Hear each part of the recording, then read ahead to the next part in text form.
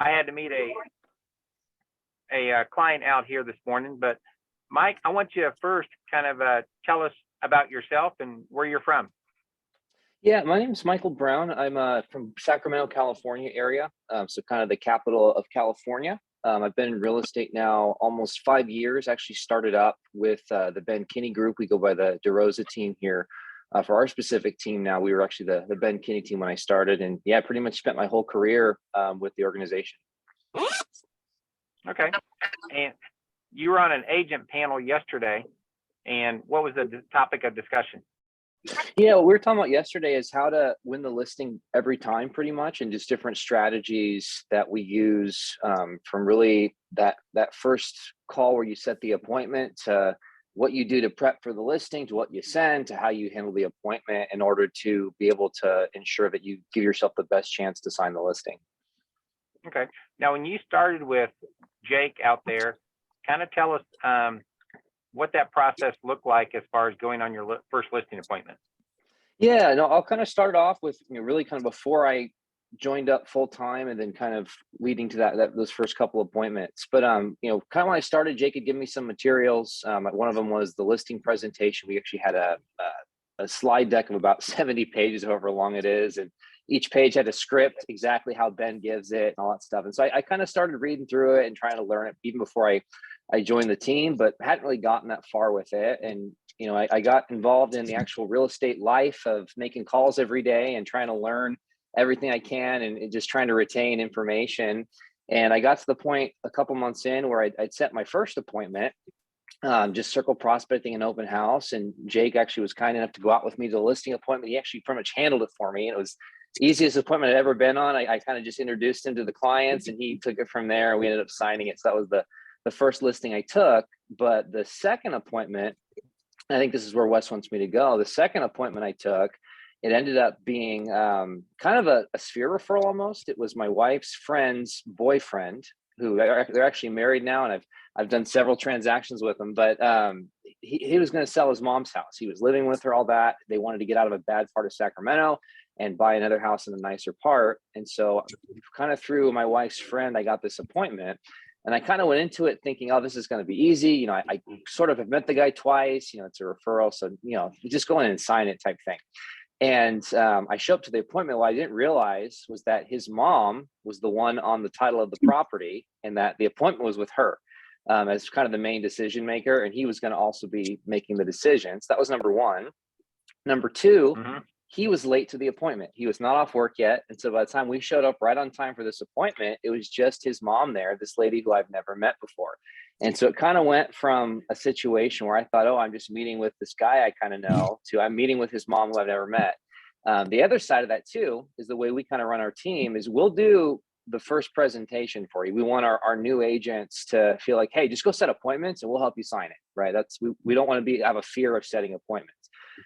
At the same time, though, we don't want you to stay in that rut of, oh, I'm just going to let the other agents do the appointment for me. I don't have to do anything. And we want you to get your presentation skills on point and be able to, take listings on your own as well. And so the second appointment going into it, Jake tells me, hey, you're going to give the presentation this time. You're going to do all the work there. And so I kind of come into it and I had maybe 10 slides memorized at this point out of the 70 or so. And I could actually give them word for word if I really focused on it. But for some reason, I just chose not to. And I kind of sat down on this presentation. I really just kind of fumbled my way through it. And I would just say half-assed the slides that I knew and really just fumbled through the ones that I didn't know. And I would say to this day, I would not have gotten that listing had I not known the people, or at least had a connection. I would have lost it. It was that bad. I wouldn't have hired me if I was listening to the presentation. That's how bad I felt it was. And hey, obviously it was good enough I got the listing. It's a multi-time client. I've probably done 6 deals with that family now. But the whole point towards the end of it was Jake actually called me. One of the things we'd always do, and I still do with our new partners now, is after every joint appointment that we go on, we talk about it after the fact. Hey, what did we do well? Where can we improve? All that stuff. What did we feel about the appointment? That feedback. And his feedback pretty much was, that was awful.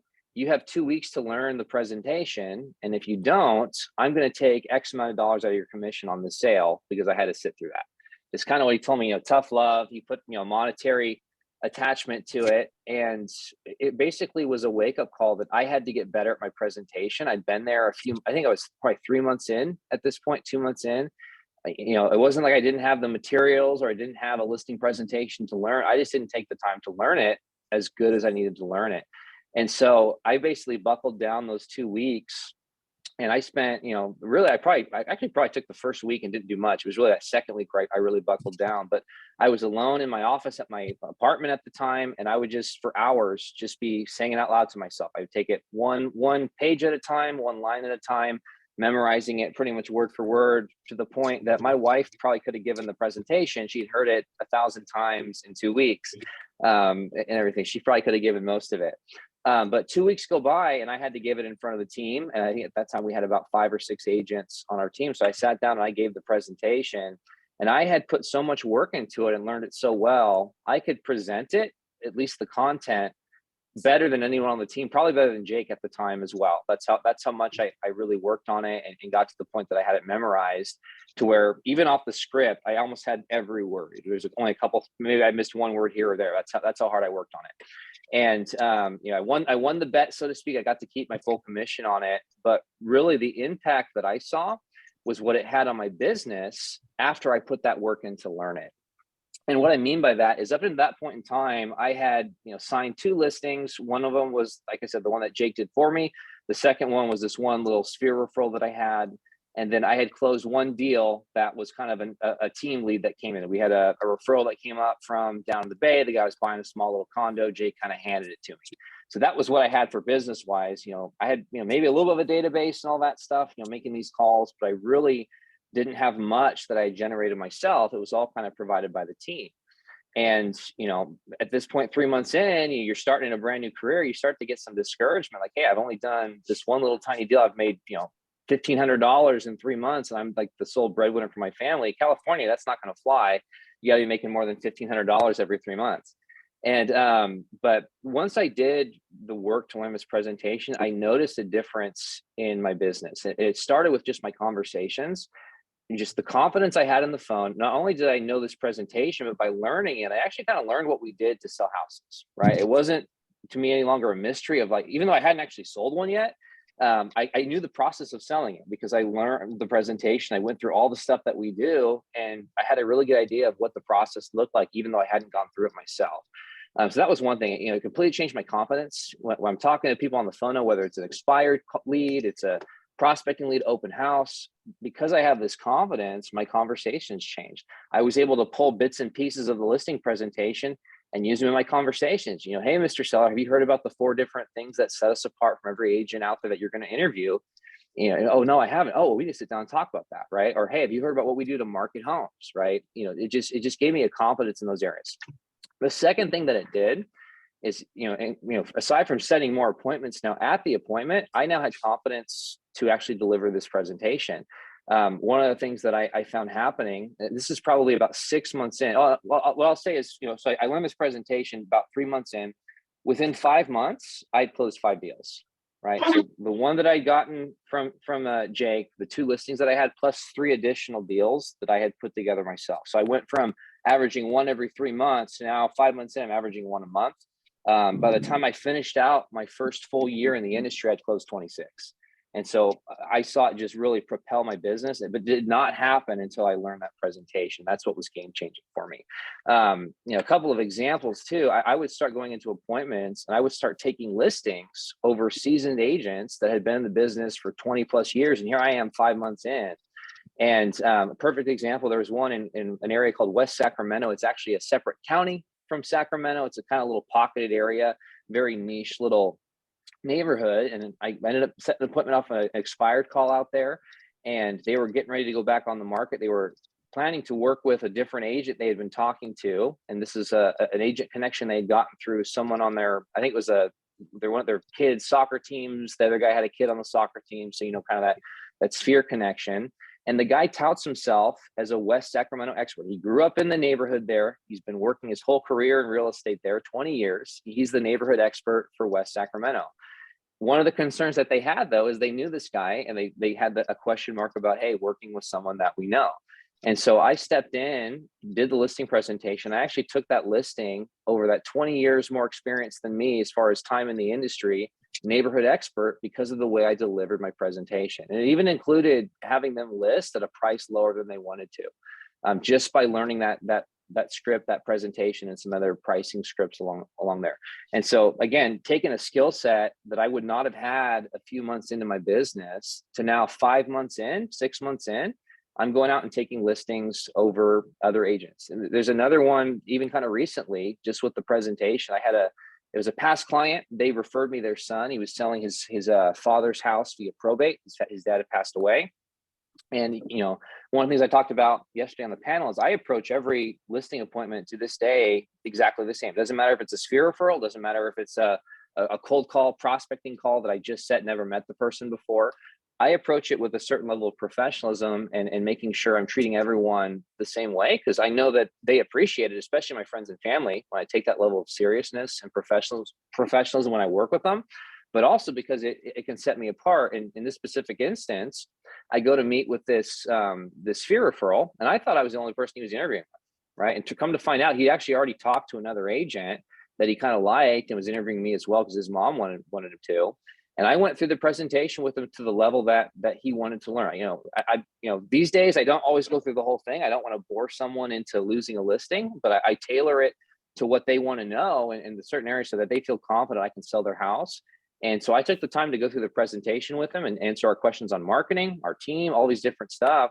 And by the end of it, he was saying, wow, you guys do so much more than what this other guy did. And you aren't even charging me more. I think you're actually charging me less than he's charging me. And it got me the listing. He signed that day. We took it and we sold it. We actually sold above asking. And it was something there with that. The lesson is, hey, you need to set yourself apart from these other agents. It's a skills-based market right now. It's not just about how much you can sell the house for and what your commission is and all that stuff. You have to set yourself apart with the value that you bring to the table, whether it's the way that you're going to present their property, the way that you're going to negotiate for them, the way that you're going to follow up for them to ensure that they get the most amount of money for their house.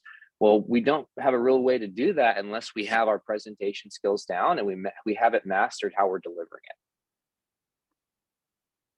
So one of the things I'm hearing you say is once you got the confidence in the listing presentation, you were able to articulate that more with the confidence to get the appointment first off. Is that correct?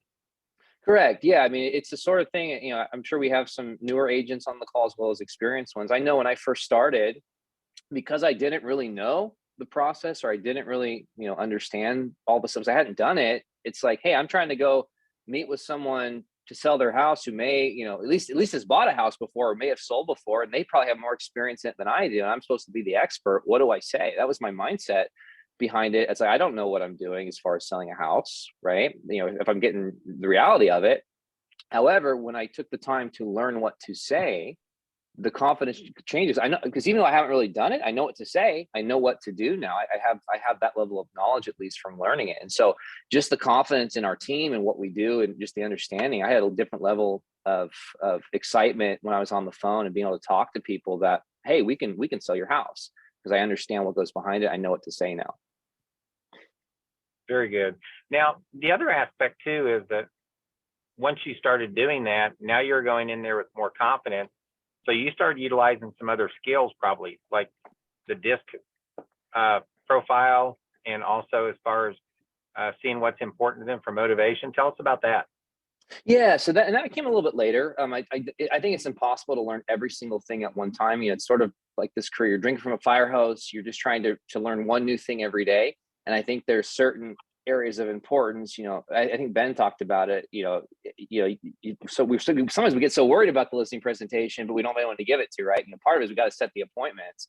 But hey, the nuance comes after you kind of master. I can't nuance it until I know it, right? But with the disc profile, one of the things that I took from Ben and kind of learned when I studied it up and got familiar with it is there's going to be different personalities I'm going to present. There's going to be some clients, they want to hear every single page, every single word of that presentation. There's going to be some, they don't really care that much. And if you actually go through the entire presentation, and that was a tendency I kind of had when I first mastered it. I put all this time into learning this thing. I want to present it because I took the time to learn it. And sometimes you have to have some restraint and present the parts that are important and that they want to hear so that we stay in alignment and rapport with them. and then also know when to shift gears and focus on something else. It's something I'll do with, some of our new partners, where if they're doing the presentation, like we had one that we were doing, it was $1 million listing, and my business partner was giving it, and I could tell the potential client was bored. We were losing her on all this different stuff. And so I kind of jumped in and shifted gears away from what he was talking about and started talking about something she wanted to hear about. And so kind of understanding that if you have a high D personality, they're not going to want to listen to every single thing. It's, hey, can you sell it? What's the price? And you got to do enough to show your value, but you also want to make sure, hey, let's get into this is what they want to hear. Because I can always go back and talk about something else. If there's a question or concern that they have, I can always go back and talk about it. But if I've gotten to the point that I've bored them to death, I'm probably going to lose that listing. I think it was Jason Baker that said, hey, if I'm 2 hours in on a presentation, instead of 30, 40 minutes, I've probably lost the listing. So kind of understanding that balance of giving the information you have to give and knowing it, but also really reading the person that you're presenting to or consulting with. Now, one of the things we talked about yesterday too was when you get to the point and they said, great, I still want to interview another agent, or I want to think about it. Yeah. So one of the things that I try to do is I try to set myself up, and I think handling that objection really comes from how you give the presentation throughout. And what I mean by that is I do a ton of trial closes, right? It starts with initially setting the appointment. One of the questions I'm going to ask, and I'll set it before I go through the seller questionnaire. I'll set it through just asking questions, but what's your goals? I'll say, hey, sounds like we should meet. I'll be out there later today. Hey, before I come out there, before I get off the phone, do you have time for a few more questions? And then I'll go through the seller questionnaire with them. I'll ask questions about, how much they bought it for, all those different, how much they need to sell for, do they know what homes are selling for in their neighborhood, all that. And one of the questions that is so important is, hey, when I come out there today, if you like what I have to say, are you ready to take care of the paperwork?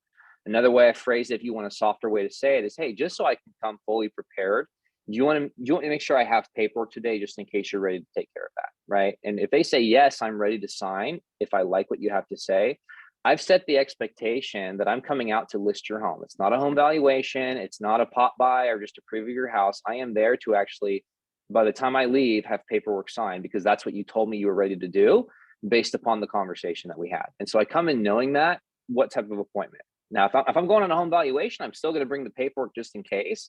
But if it's a regular listing appointment, I'm really going to push more so for that paperwork to be signed than if it's, a different situation. The other thing, if they say no, I still might push for it, but I'm going to be a little bit, more probably light on it, because I know that their personality is maybe the one that they don't make the decision right then. They have to, they kind of set the expectation with me that they take some time to think about it. But that being said, if someone's told me they're ready to sign paperwork and I come in as I'm giving the presentation, or if I'm talking about the different aspects, I'm going to trial close them. And what I mean by that is, hey, when it comes to working with a team versus working with an individual agent, does this seem like a plan that's going to work for you, or do you have any questions or concerns about that? If they say, oh yeah, that seems great, right on. Hey, when it comes to our track record, does this seem like an organization you'd like to work with? Yeah, I'd love to. Hey, when it comes to our transparency, what we do to make sure you're updated with everything along the way, does this seem like a plan that's going to work for you?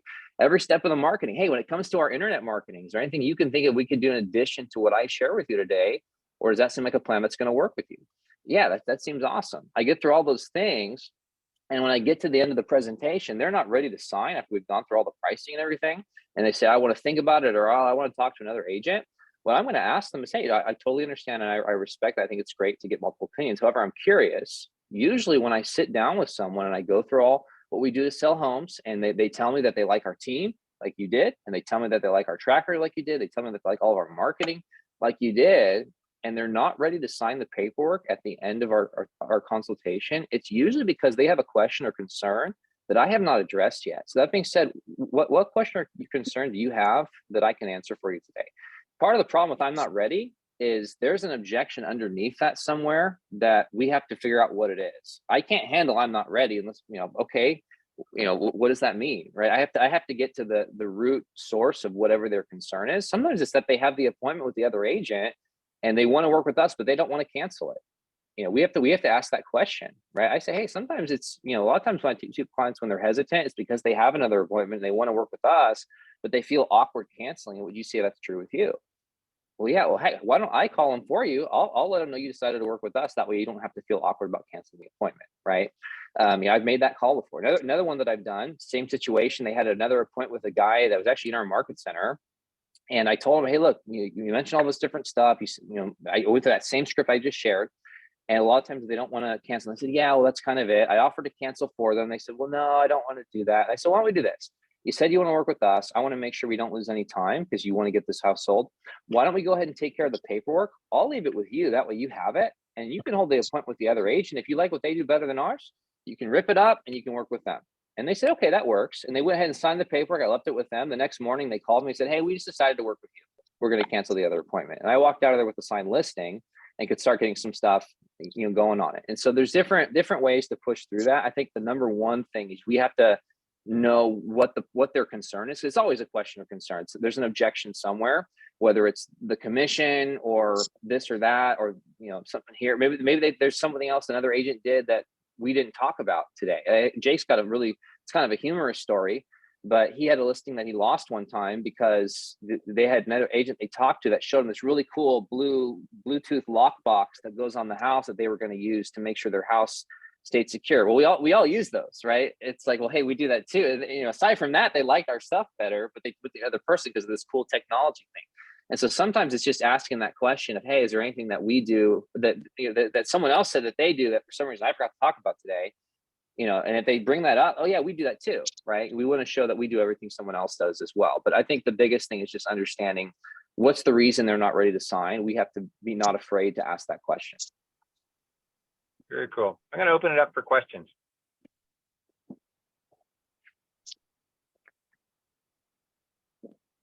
Good morning. I'm Jana Brown. So great stuff. I think just the key, what you talked about was just memorizing the brochure essentially, so you can kind of be very comfortable with kind of flipping around or just knowing how to go somewhere quickly. I mean, it's a little bit like a map, like your neighborhood, so you can point to your house right away, like where to go. So did you guys practice that as a team, like kind of take turns presenting it, or did you just kind of go through it? And how have you kind of continued to share the importance of kind of having that locked in? Yeah, that's a great question. When I first started, we did a little bit of that. We kind of would weekly go through some of the slides, and it was kind of just testing. Like, hey, we come in, hey, we're gonna do these 5 slides today, right? And so I watched some of the more agents that had been there a little bit longer than me, kind of try to do them and really fumble their way through them. You'd be surprised how many agents really had to struggle with it. With me, it was kind of, hey, you're gonna learn this, and if not, you're gonna lose money, right? And I took that really seriously, and I went on my own. It wasn't just, okay, I'm going to only do it when the team's doing it. I had to there's really no secret to it. There's no special quick way to learn it. I literally had to sit down and 1 page at a time, almost like I was learning lines for a play. Because I believe we actually have a full on script of the actual presentation. That's what I'm talking about. I didn't just memorize the slides or the pamphlet. I actually memorized the script word for word of Ben giving the presentation. And by that, I mean, I sat down 70 pages, 1 page at a time, this line. Okay, I got that line memorized. Okay, the next line, I'm going to say it out loud. I got it memorized. I just put in the work to actually learn it. And it took about 2 weeks of really focused work. I probably lost some lead gen time. I probably lost some prospecting time or some activities, quote unquote. But I took the position that, hey, if I take the time to learn this, it's going to help my business go faster, where I don't have to do as many calls to do the business I want to do versus just making a ton of calls and doing very little. So that's why I looked at it. And yeah, I mean, the secret is you just got to take the time to learn it on your own. I almost use it as an analogy. I'm a big sports guy. I grew up playing basketball and coaching basketball and all that. And in sports, you have certain skill sets, right? There's basketball, there's ball handling, there's shooting, there's passing, different skill sets that you can have. And there's 3 levels or 3 layers where that shows up. And number 1 is I do individual drills. My ball handling doesn't get any better unless I spend time on my own, actually practicing dribbling the ball. Same with shooting, same with passing, get against the wall, throw that pass, get by yourself at a basket, take shots, right? So that's the first layer, is practicing the individual drills. And then there's going to be a scrimmage, right? I'm going to play with my teammates, all that stuff. And we're going to actually work on team concepts and actually play the game, and kind of practicing or dress rehearsing for the actual game. And then there's the actual game, right? Where I'm actually, there's refs, there's a crowd, right? It's a different atmosphere. It's a different level of intensity that I'm working with. And the way I kind of see that with my scripting, or if it's my presentation or whatever, is the individual drills. That's me by myself working on it, right? You know, how am I going to script with a partner or do it in front of someone if I haven't actually practiced on my own first and learned it, right? So I got to get by myself out loud, you know, line after line, time and time and time again until I learn it by myself. The next layer of that, like the scrimmage, is getting with one of my business partners, whether I'm scripting in my conversations or I said, hey, can you listen to my listing presentation? I want to practice it. Or a family member, hey, can you listen to me give this presentation? I need to practice it, giving it to somebody, right? And so that's me scrimmaging, getting ready for the game. And then when I get in front of the client, that's game time, right? That's where I have to have my mistakes ironed out and have as few as I possibly can. That's when I have to be on my game, and there's no redos or do-overs. This is, I'm going to either get the business or not, right? And if I try to just jump straight into the game without taking the time to do my drills and do my practice with my team and my scrimmaging, all that stuff, my performance is going to be pretty awful, right? You know, if you watch any professional sport, the reason they're able to perform at the level they do is they spend thousands and thousands of hours working on their craft, right? Well, if that's their job, you know, is that skill development? We guys realtors need to consider our job the same way. It's not just the activities, it's actually developing yourself as a professional and your skill set so that you can be the best you can be in your market. That's good. Yeah. I mean, I've talked about that some with music. Same thing. You kind of practice for performance. But yeah, you need to know the music, or no, people don't want to listen. Yeah, no, I used to do music recitals too. If I didn't practice my stuff, my recital went pretty bad. So it's the same type of thing. Yeah. Thank you. Who else? Questions?